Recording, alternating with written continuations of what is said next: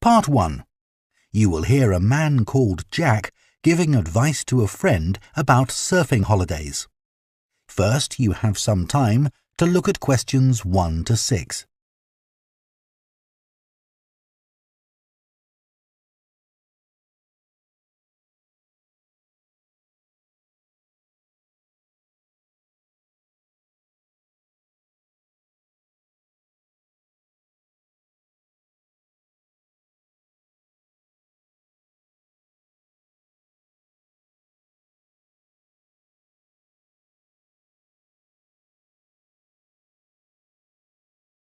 Now listen carefully and answer questions 1 to 6. Jack, I'm thinking of taking the kids to the seaside on a surfing holiday this summer, and I wanted to ask your advice, as I know you're such an expert. Well, I don't know about that. But yes, I've done a bit of surfing over the years. I'd thoroughly recommend it. I think it's the kind of holiday all the family can enjoy together. The thing about surfing is that it's great for all ages and all abilities. My youngest started when he was only 3. Wow! But it's quite physically demanding, isn't it? I've heard you need to be pretty fit. Yes, you'll certainly learn more quickly and won't tire as easily. Well, that should be okay for us. You've been surfing a few times in Ireland, haven't you? Yes, there's some great surfing there, which people don't always realise. And which locations would you recommend? There seem to be quite a few. Yes, there are loads. Last year we went to County Donegal. There are several great places to surf there. What about in County Clare? I read that's also really good for surfing. Yes, it is. I've been there a few times. Most people go to Lahinch. My kids love it there. The waves aren't too challenging and the town is very lively. Are there good hotels there? Yes, some very nice ones. And there are also a few basic hostels and campsites. It's great if you need lessons, as the surf schools are excellent. Sounds good. Yes, and there's lots to see in the area, like those well-known cliffs. I've forgotten the name of them. Oh, don't worry. I can look them up. I've also been surfing in County Mayo, which is less well known for surfing, but we had a really good time. That was a few years ago when the kids were younger. There's a good surf school at Carraniskey Beach. How do you spell that? CarrowNiskey.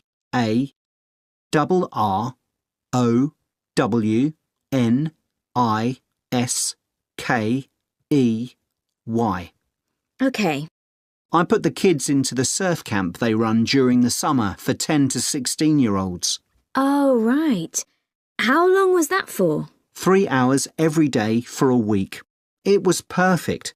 They were so tired out after that. I can imagine. One thing we did while the kids were surfing was to rent some kayaks to have a look around the bay, which is nearby. It's really beautiful. Oh, I'd love to do that. Before you hear the rest of the conversation, you have some time to look at questions 7 to 10.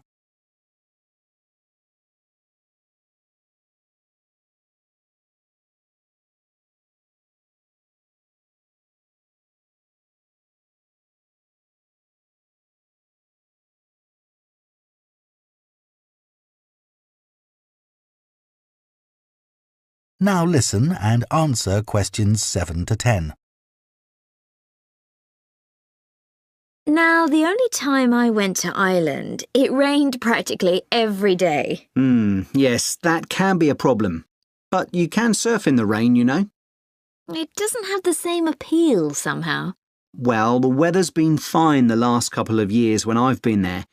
But actually, it tends to rain more in August than in the spring or autumn. September's my favourite month because the water is warmer then. The only problem is that the kids are back to school then. I know. But one good thing about Irish summers is that it doesn't get too hot. The average temperature is about 19 degrees, and it usually doesn't go above 25 degrees. That sounds all right. Now, what about costs? Surfing is a pretty cheap holiday, really. The only cost is the hire of equipment. You can expect to pay a daily rate of about €30 for the hire of a wetsuit and board. But you can save about €40 if you hire by the week. That's not too bad. No. It's important to make sure you get good quality wetsuits. You'll all get too cold if you don't. And make sure you also get boots. They keep your feet warm, and it's easier to surf with them on too. OK, well, thanks very much for that. That is the end of Part 1. You now have half a minute to check your answers to Part 1.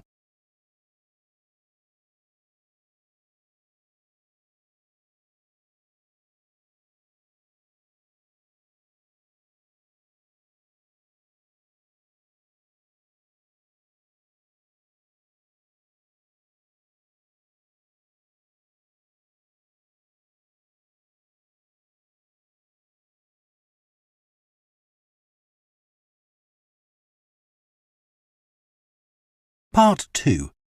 You will hear the manager of a childcare service at a primary school talking to parents at an open day about the school's childcare service offered before and after school.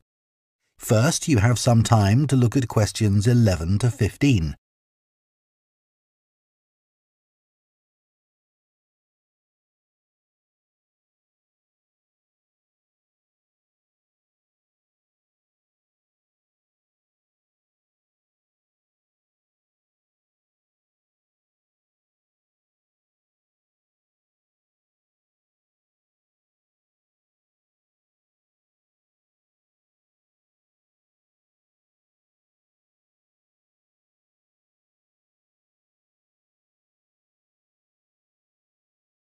Now listen carefully and answer questions 11 to 15.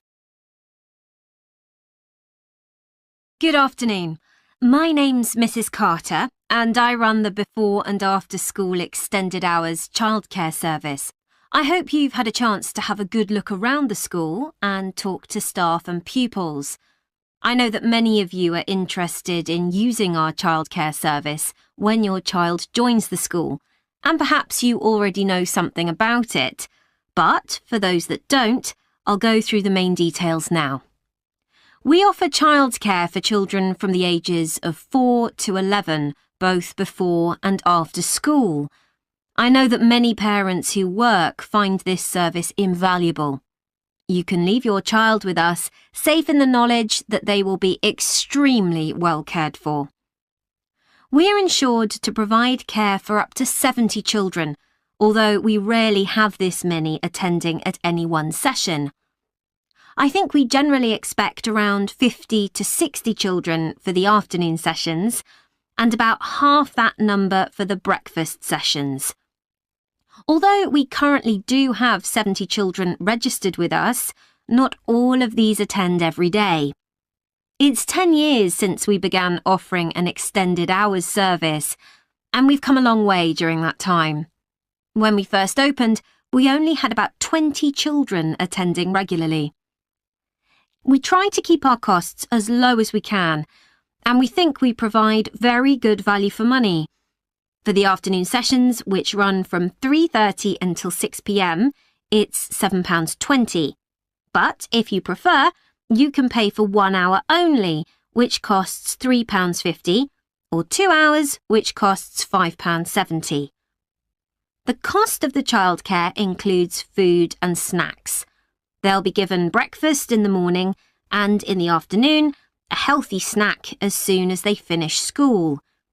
At 5 p.m, children are given something more substantial, such as pasta or a casserole. Please inform us of any allergies that your child might have, and we'll make sure they're offered a suitable alternative. As you may know, the childcare service runs through the school holidays from 8 a.m. to 6 p.m. We offer a really varied and exciting programme to keep the children entertained. We don't want them to feel as if they are still at school. It will also feel different because they'll get the chance to make new friends with children from other schools. Spaces are available for them because a lot of our term-time children don't always attend during the holiday. In the past, parents have asked if children over the age of 11 are allowed to come with their younger brothers and sisters, but I'm afraid we're unable to do this because of the type of insurance we have. Before you hear the rest of the talk, you have some time to look at questions 16 to 20.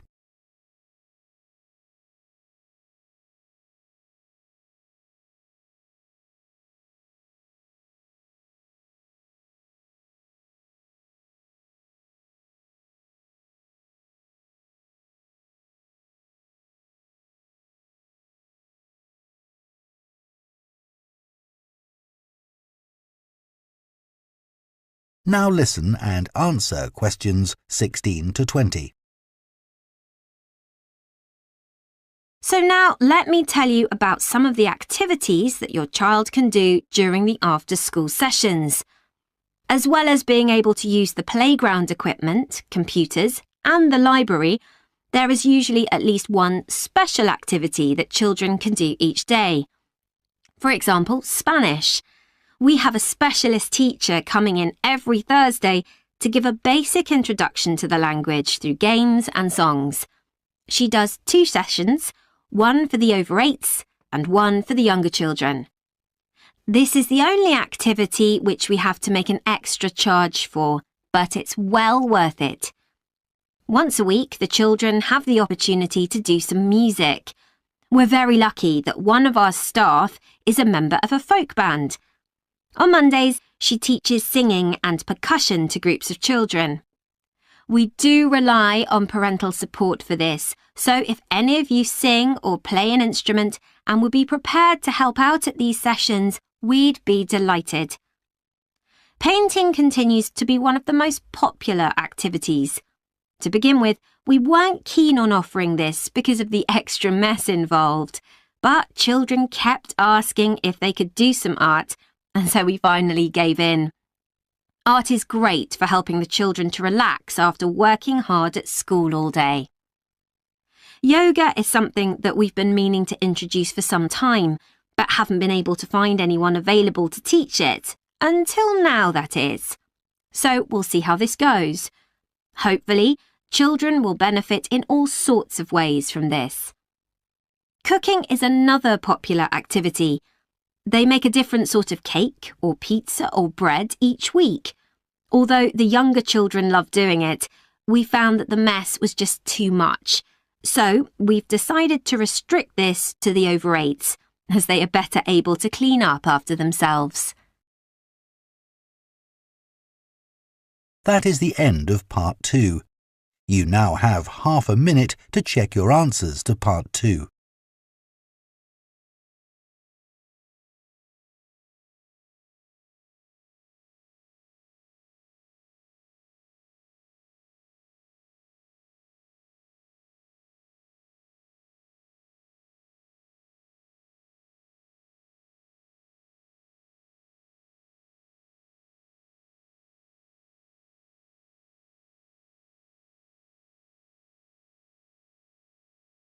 Part 3. You will hear Holly, a student on an events management course, talking to her tutor about her work placement. First, you have some time to look at questions 21 to 24.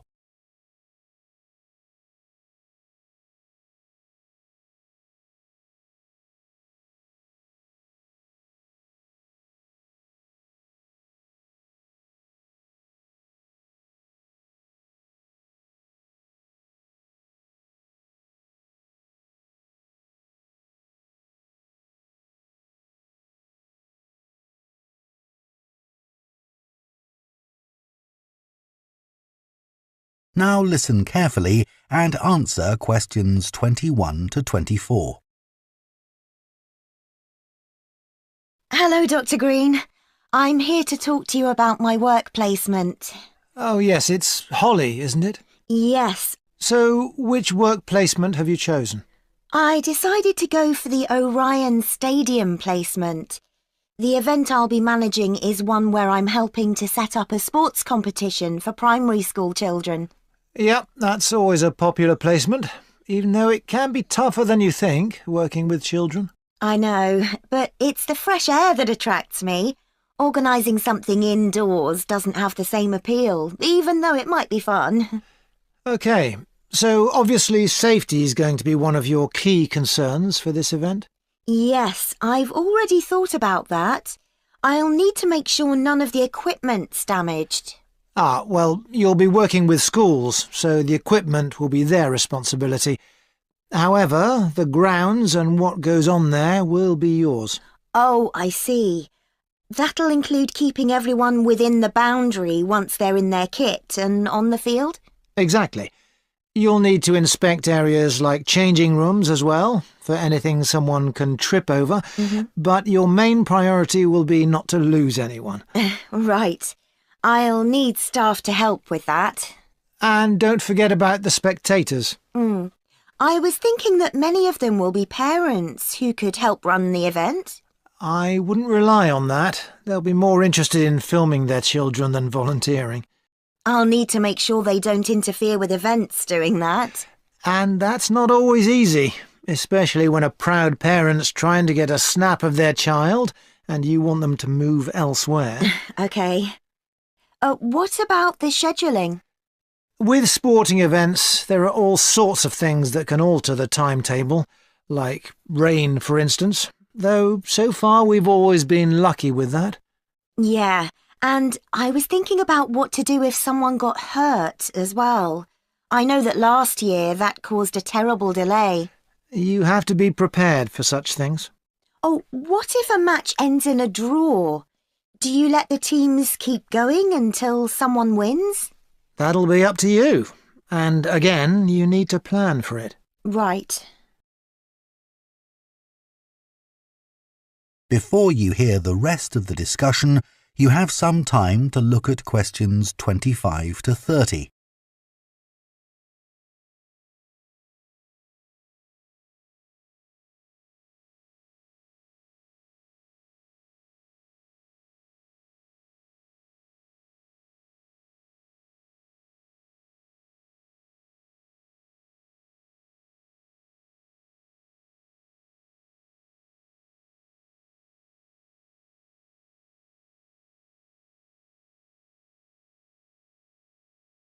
Now listen and answer questions 25 to 30.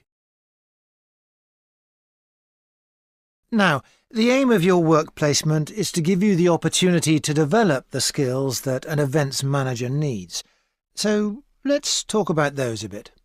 Well, I think my communication skills are pretty good. I can talk on the phone to people and book venues and that kind of thing. Good. Just remember, it isn't only about what you say. If you meet someone face-to-face and want to persuade them to be a sponsor, for example... Oh, I'll dress up for that, sure. Good. Let's go on to think about your organisational skills. You're working in a very people-based industry, and that means things won't always go to plan. I guess it's being prepared to make changes that matters. That's right. You may have to make an on-the-spot change to a timetable because of a problem you hadn't anticipated. Just do it, OK. How's your time management these days? I'm working on it. I'm certainly better when I have a deadline, which is why this work suits me. Yes, but it's how you respond as that deadline approaches. I know I've got to look calm, even if I'm in a panic. Just think to yourself, no one must know I'm under pressure. Yeah, even though I'm multitasking like crazy. Another skill that events managers need is creativity. Often your client has what we call the big picture idea, but it's up to the events manager to think of all the fine points that go to making it work. Right. So I need to listen carefully to that idea and then fill in all the gaps. That's right. And you'll have a team working under you. So another key skill is leadership. Your team may have lots of ideas too, but you've got to make the ultimate choices. Do we have refreshments inside or out, for example? Isn't it better to be democratic? It's a nice idea, but you have the ultimate responsibility. So believe in what you think best. Be prepared to say, yes, that's a good idea, but it won't work here. I see what you mean. What about the networking side of things? I know it's an area that a lot of students worry about because we don't have much experience to offer others.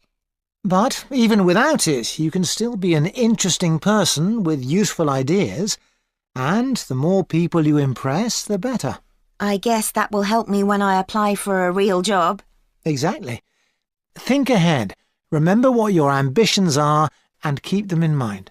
Definitely. That is the end of Part 3. You now have half a minute to check your answers to Part 3.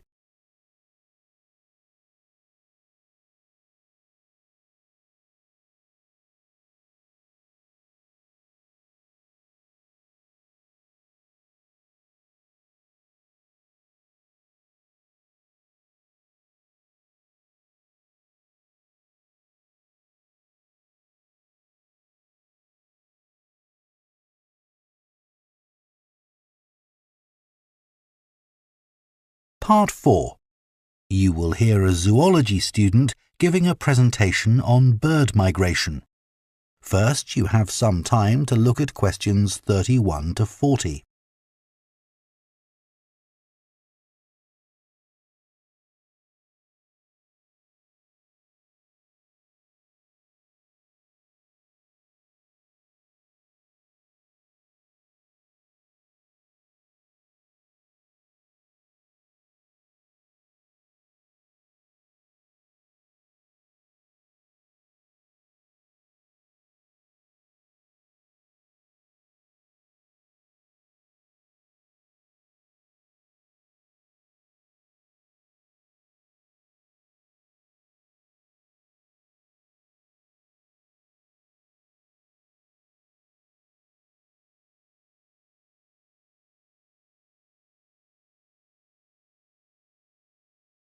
Now listen carefully and answer questions 31 to 40.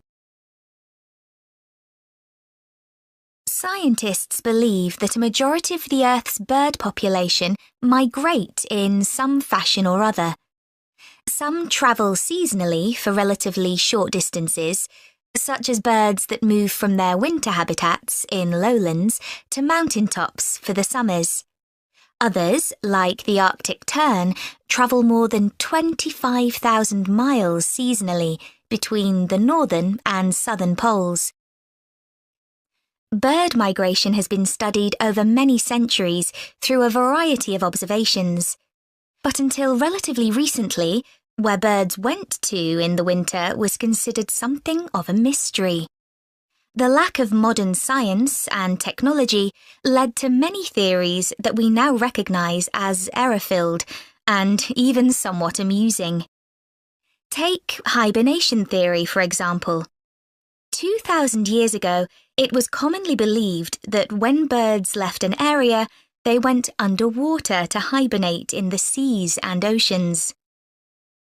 Another theory for the regular appearance and disappearance of birds was that they spent winter hidden in mud till the weather changed and food became abundant again.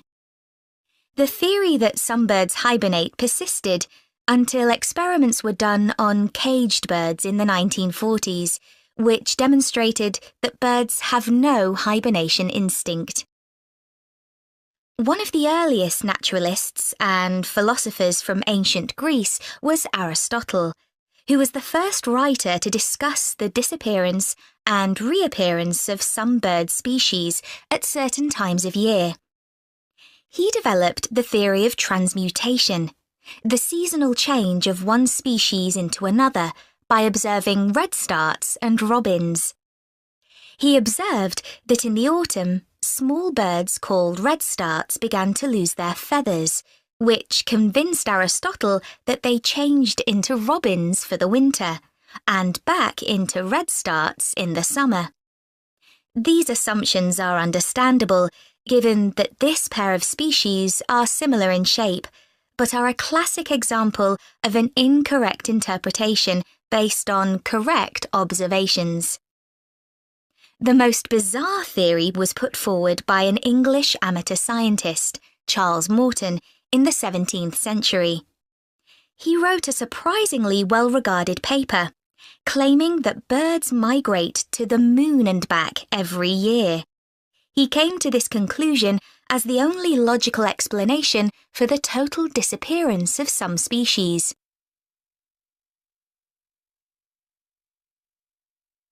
One of the key moments in the development of migration theory came in 1822, when a white stork was shot in Germany. This particular stork made history because of the long spear in its neck, which, incredibly, had not killed it. Everyone immediately realised this spear was definitely not European. It turned out to be a spear from a tribe in Central Africa. This was a truly defining moment in the history of ornithology, because it was the first evidence that storks spend their winters in sub-Saharan Africa. You can still see the arrow stork in the zoological collection of the University of Rostock in Germany. People gradually became aware that European birds moved south in autumn and north in summer, but didn't know much about it until the practice of catching birds and putting rings on their legs became established. Before this, very little information was available about the actual destinations of particular species and how they travelled there. People speculated that larger birds provided a kind of taxi service for smaller birds by carrying them on their backs. This idea came about because it seemed impossible that small birds, weighing only a few grams, could fly over vast oceans. This idea was supported by observations of bird behaviour, such as the harassment of larger birds by smaller birds. The development of bird ringing by a Danish schoolteacher, Hans Christian Cornelius Mortensen, made many discoveries possible. This is still common practice today and relies upon what is known as recovery. This is when ringed birds are found dead in the place they have migrated to and identified. Huge amounts of data were gathered in the early part of the 20th century, and for the first time in history, people understood where birds actually went to in winter. In 1931, an atlas was published showing where the most common species of European birds migrated to. More recent theories about bird migration vary widely. That is the end of Part 4. You now have 1 minute to check your answers to Part 4.